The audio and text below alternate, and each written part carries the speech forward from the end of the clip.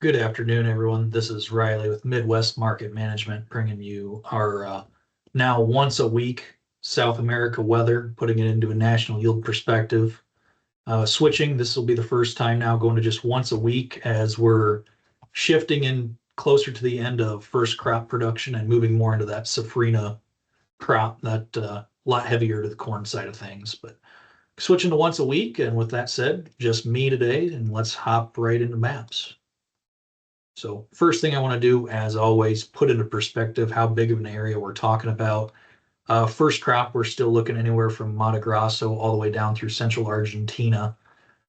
As we're shifting forward, we're going to focus a lot more on central Brazil and then cut down into Argentina, as that central area will be losing a lot of focus over the coming weeks. But if you take just Mato Grosso on a US map, it's almost the whole Midwest. So we're looking at a really big area here.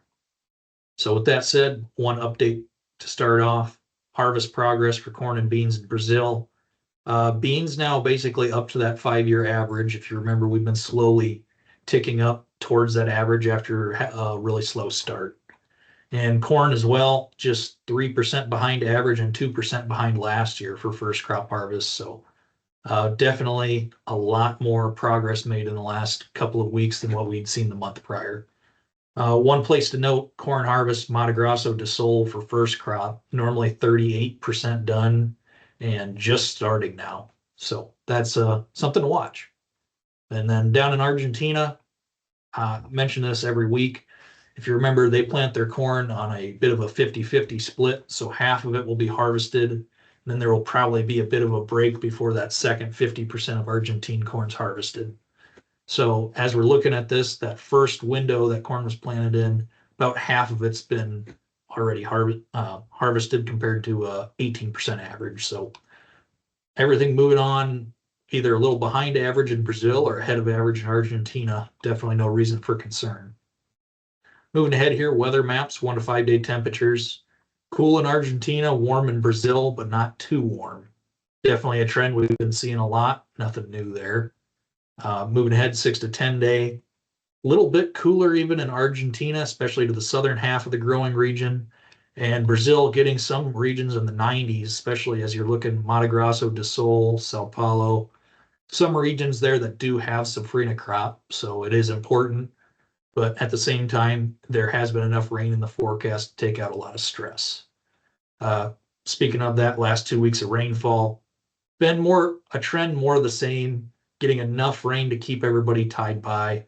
There's nobody talking extreme stress and crop failures, even at this point. And safrinha crop now even is far enough along in some regions that a crop failure at this point doesn't seem very likely. So moving ahead, the 1 to 5 day, your regions where dryness will still have the most effect are especially Paraná and Mato Grosso do Sul. So there isn't much rain in the 1 to 5 day for them, but Argentina does have rain and some of Mato Grosso does as well. And that's, if you remember, Mato Grosso is where about half of your safrinha corn is produced.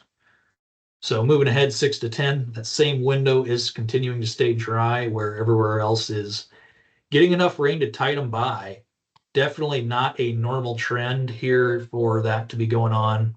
We traditionally should be in the dry season by now, so still having this much rain in the forecast, I would say, is not a bullish factor by any means. So South America production is having numbers for corn and beans were risen by a lot of reports, and I think that could be a trend that continues. So with all that said, that is it for South America weather. Hope everybody has a good afternoon, and I will see you next week.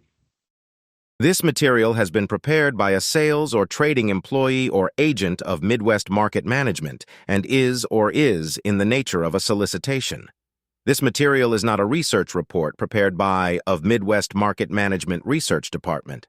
By accepting this communication, you agree that you are an experienced user of the futures markets capable of making independent trading decisions, and agree that you are not and will not rely solely on this communication in making trading decisions.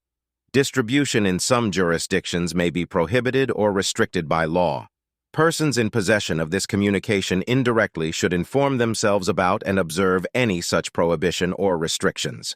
To the extent that you have received this communication indirectly and solicitations are prohibited in your jurisdiction without registration, the market commentary in this communication should not be considered a solicitation. The risk of loss in trading futures and/or options is substantial, and each investor and/or trader must consider whether this is a suitable investment. Past performance, whether actual or indicated by simulated historical tests of strategies, is not indicative of future results. Trading advice is based on information taken from trades and statistical services and other sources that of Midwest Market Management believes are reliable. We do not guarantee that such information is accurate or complete, and it should not be relied upon as such. Trading advice reflects our good faith judgment at a specific time and is subject to change without notice.